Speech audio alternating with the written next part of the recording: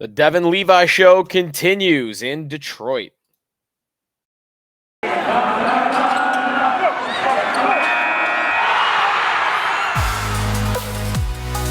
You're Locked On Sabres, your daily podcast on the Buffalo Sabres. Part of the Locked On Podcast Network, your team every day.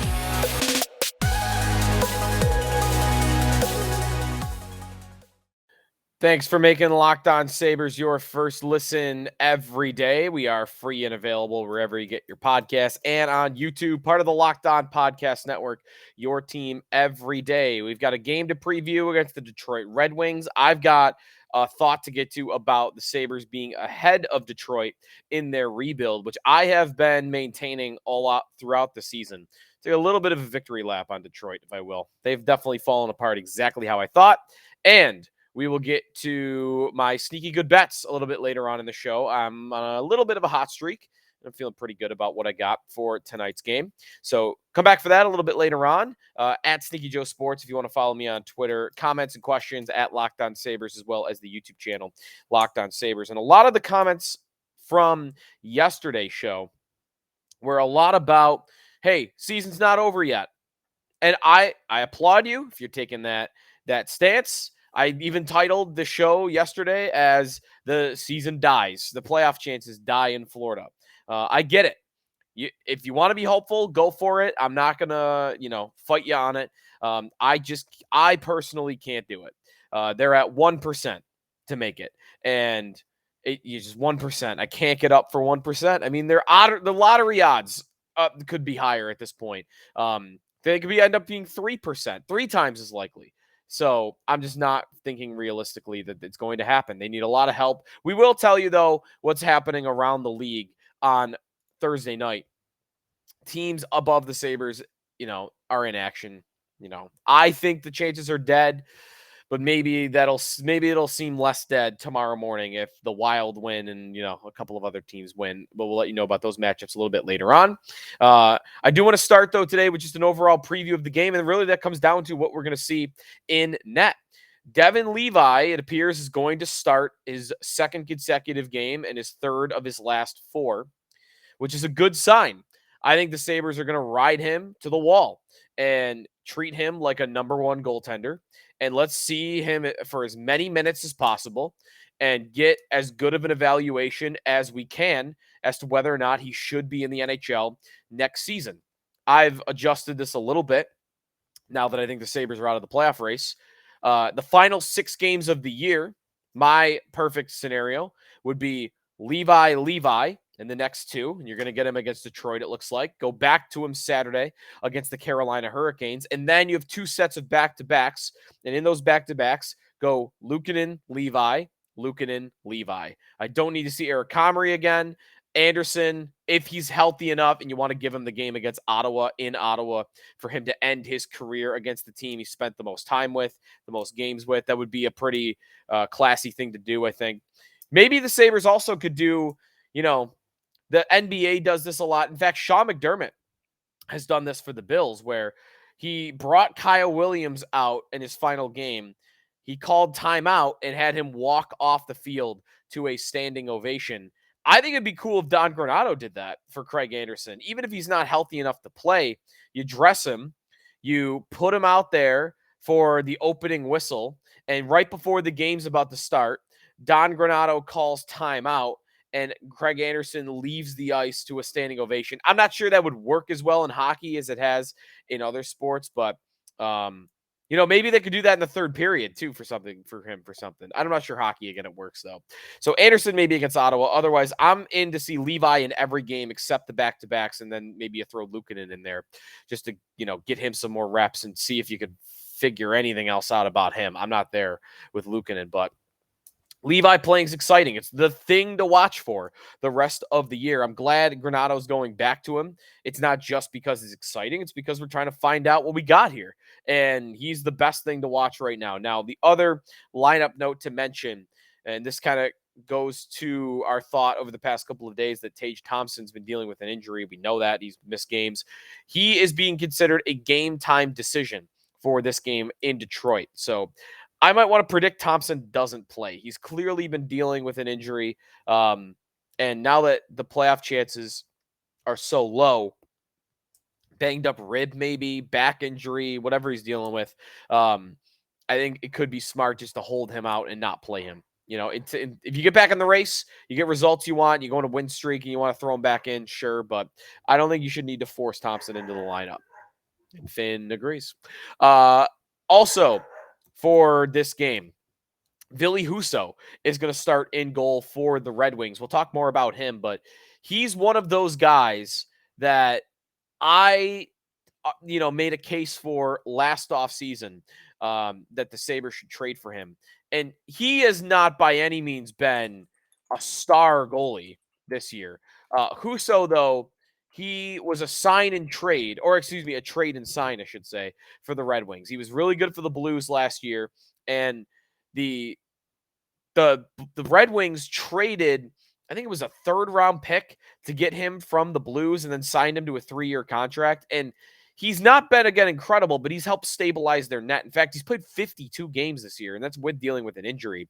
He's 27 years old. He's at a .901 save percentage, and he's at a .500 quality start percentage. You know what? Average. And the Sabres could have used average goaltending a lot this year. And if, again, a 3-year contract, he'd have 2 years left on his deal at 28 years old. The perfect goaltender for what the Sabres could use right now. They could have had the guy for a third-round pick, and he could have paired with Levi for the next 2 years.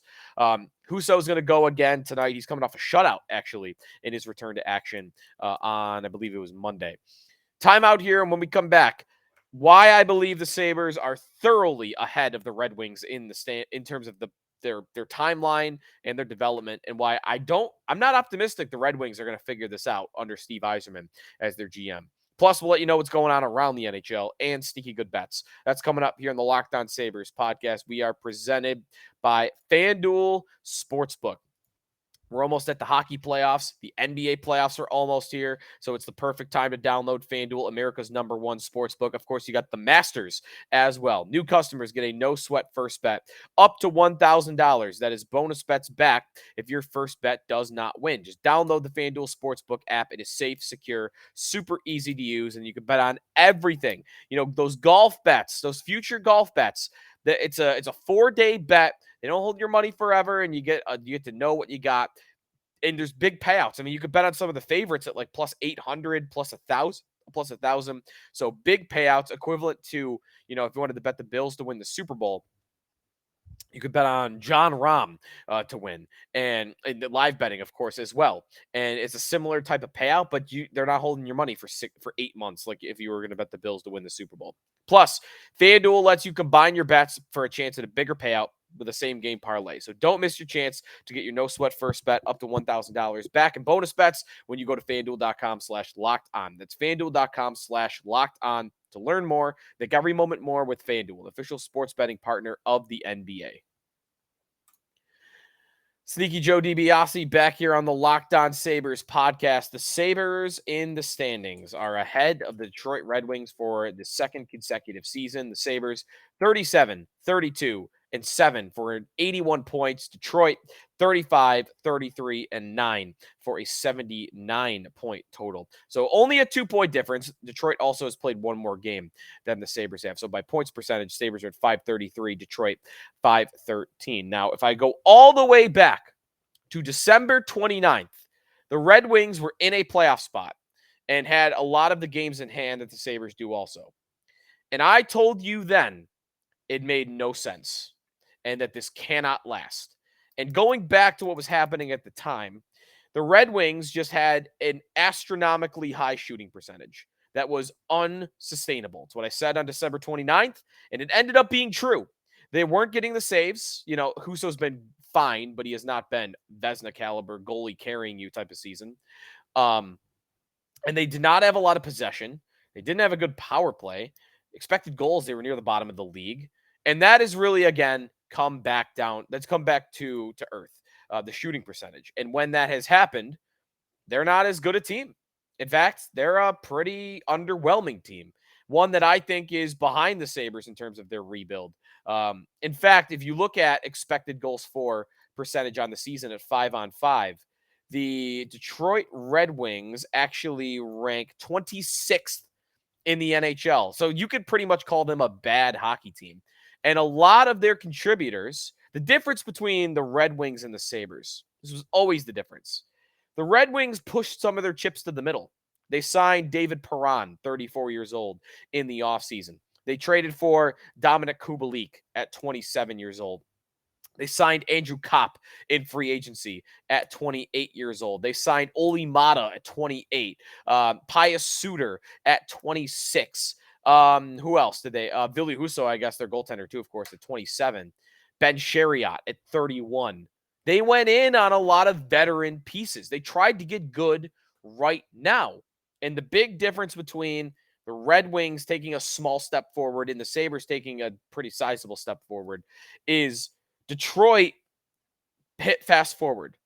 Their improvement has not come from their youth like it has from the Sabres. The Sabres development and their improvement has come from Thompson and Cousins and Dahlin and who else for this? Tuck, of course. It's been internal. It's been development. Quinn, Peterka, a lot of youth still coming through. A lot of cap space still. The Red Wings, look at their leading scorers on the season compared to the Sabres. Sabres, it's all 23, 24-year-olds, 20-year-olds, 22-year-olds. The Red Wings, by leading point scorer, top three, 26 years old, 34 years old, 27 years old. And then you get a 20-year-old and then a 28-year-old. Their improvement has not been driven by their two stars. In fact, they're two young guys, unlike Thompson taking a meteoric rise and Cousins taking a giant step forward and Dahlin taking a giant step forward. Lucas Raymond and Moritz Seider, the two pillars of the Red Wings youth, have regressed, if anything. Lucas Raymond has gone from a 57-point player in his rookie year to this year 41 points. And his expected goals for has gone down from 48% at 5-on-5 to 43%, a big drop.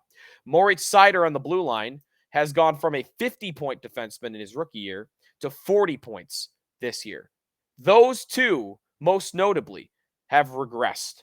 And that is why the Red Wings should be worried. And the Red Wings should not feel like they are tracking in the right direction, despite the fact that their point total is actually going to go up from last year to this year. So I said it on December 29th. The Red Wings would not last, and they have not. And they have a lot to be worried about because they have spent money, they've made trades, they are not getting what they want from their two young stars. And I think that's cause for concern and that they are really they are really staring at being at the bottom of this division for the next 3 to 5 years. And I would project that, honestly, with Montreal having some young talent on the way, and maybe having a look at Connor Bedard, of the 8 teams in the Atlantic Division right now, I would hazard to say the team I'd want to be the least is Detroit. Ottawa's got good young talent all over the place. Montreal, I mentioned, Slavkovsky is coming, and they've got other guys. And, of course, they might get the top pick, and they could get another high pick if it's not number one. All the other teams are good. Florida is really good. Boston's elite, best team in the league. Tampa and Toronto are competing for a cup. Of the teams I would least want to be in this division, I think the team I'd least want to be is Detroit right now. Games on Thursday night. Let's transition here to what we're looking at on the out-of-town scoreboard. If you are still rooting for the Sabres to make the playoffs, and not even rooting for it, everyone's rooting for it, but thinking it's still realistic, they're 6 points back of the Islanders and the Panthers with 2 games in hand. They're going to lose the tiebreaker to everybody, so they're going to have to finish 1 point above. Pittsburgh is 5 points above, and the Sabres have 2 games in hand. Pittsburgh hosts the Minnesota Wild. The Islanders host the Tampa Bay Lightning, and the Panthers host the Ottawa Senators. So, yeah, maybe there's an outcome where Florida, I'll put the positive spin on it. I'm about done doing that, but for the listeners that want that, I will give it to you. The positive spin is this: if the Sabres win against Detroit, who they are favored against, and the Senators beat the Panthers, the Wild beat the Penguins, and the Lightning beat the Islanders, you could wake up on Friday morning with the Sabres being 4 points out of a playoff spot with 2 games in hand. That sounds great. It sounds great. You need 4 things to go your way, though, for that to happen. But possible. Sure. Possible. I want to parlay that. Let me tell you, I'm going to go to FanDuel right now, and I'm going to tell you, and I'm going to calculate the odds. This is because I hate being the Debbie Downer, but I like numbers. And 1%, I'm in on it. So I will tell you if I'm going to put a parlay together at FanDuel, all of those results to go the Sabres' way. All right. So we've got Ottawa to win. We've got, and I'm not even going to do it in regulation. So I'm going to give you the potential for them to win in overtime. Ottawa to win, the Wild to win, the Sabres to win, and the Lightning to win. All right, what do I got? Your parlay will come to plus 24.19. Now, if I now quickly, I'm doing this on the fly, so excuse me for doing this on the fly here. If I go to an odds calculator, 24.19, what percentage chance is that to happen? You are looking at 3.97%. And that is why it's so unlikely. 3.97% to get all 4 results to go your way. But you have something to root for at the very least. So I'll stop being a Debbie Downer right now. I promise. All right, a timeout here. And when we come back, sneaky good bets. I do feel pretty good about my 3 bets that I have for you tonight. So that's coming up here on the Locked On Sabres podcast. We are brought to you by Indeed. When you're drafting your fantasy team, you ever wish you could handpick the best stars for your business team? If you're building your talent roster, you need Indeed. Indeed is the hiring platform where you can attract, interview, and hire all in one place. Don't spend hours on multiple job sites looking for candidates with the right skills when you can do it all with Indeed. Find top talent fast with Indeed's suite of powerful hiring tools like matching, assessments, and virtual interviews. Hate waiting? Indeed's U.S. data shows over 80% of Indeed employers find quality candidates whose resume on Indeed matches their job description the moment they sponsor a job. Indeed knows when you're growing your own business, you have to make every dollar count. That's why with Indeed, you only pay for quality applications that match your must-have job requirements. Visit Indeed.com/lockedon to start hiring now. Just go to Indeed.com/lockedon, Indeed.com/lockedon. Terms and conditions apply. Cost per application pricing not available for everyone. Need to hire? You need Indeed. Final segment. Stinky Joe DiBiase here on the Locked On Sabres podcast. Sabres and Red Wings, 7 o'clock on Thursday night at Little Caesars Arena in Detroit. All right. Speaking good bets. Bet number 1, the Sabres and Red Wings. Sabres, Red Wings, under 6.5 goals at plus 102. You would bet 100 to win 102 is the equivalent in the odds. This is a lot for me about goaltending. Billy Husso coming off a shutout was fantastic earlier this week. And the other thing you have is Devon Levi. Devon Levi, 2 games with Devon Levi in goal, 2 unders of cash. He is that talented. He is yet to be beaten by a goal, straight up. He's had a couple of deflections, a puck that went up in the air over him against the Rangers. You had a goal that went off the post and off his arm against the Panthers. He has not yet been beaten. I'm betting on Levi here. I'm betting on Husso. I'm betting on the goaltending to let the under cash in this game. And, Tage Thompson not being himself matters as well. And that's even if he's in the lineup. He might not be. The best offensive player between the two teams, either not going to play or is going to be a limited version of himself. Sneaky good bet number 2. Devon Levi over 26.5 saves. That is a very, very low number. I think Levi could cruise past that. He had 34 saves, of course, against the Florida Panthers. And he had 31 saves against the New York Rangers. So comfortably past both. Now, the odds represent that a little bit. You're only getting in at minus 126, the equivalent of betting 126 to win 100. But I'm on Levi over. You can't alt bet it on FanDuel, so just go right for it. Straight up over 26.5 saves for Devon Levi. And my final sneaky good bet of the night is going to be Casey Middlestat at get a point over half a point at minus 112. You would bet 112 to win 100. Middlestat in all 3 games with Thompson on the bench had a point. And that's because Middlestat's the guy that goes up with Skinner and Tuck on the top line when Thompson is not out there. So he had 6 assists in 3 games where Thompson missed. And although he didn't get a point against the Panthers, he was put on that line with Tuck and Skinner, and Thompson was moved down with about 10 minutes to go in the game, halfway through the third period. And he had 3 good scoring opportunities after that. And he actually had another pass where he set up, was it Tuck? I think it might have been Tuck.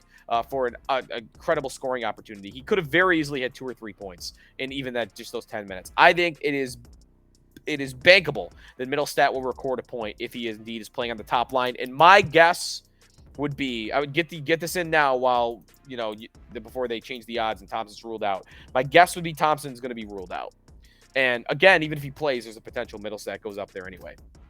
So those are my sneaky good bets of the night. Middlestat over half a point at minus 112. Devon Levi over 26.5 saves at minus 126. And Buffalo, Detroit under 6.5 goals at plus 102. And those are your sneaky good bets for Sabres and Red Wings. Enjoy the game, and we will talk to you next time. Hopefully that 3% chance that all 4 of the Sabres results cashes. So go Wild, go Lightning, go Senators, go Sabres. And if all 4 hit, then maybe we could talk some playoff probabilities and scenarios again with you on Friday. Thanks everybody for listening. Make us your first listen every day here on the Locked On Sabres podcast. Now go make your next listen Locked On Game to Game. Every moment, every top performance, every result. Locked On Game to Game covers every game from across the NHL with local analysis. Only Locked On can deliver. Follow Game to Game on Locked On NHL, available on the Odyssey app, YouTube, and wherever you get your podcasts.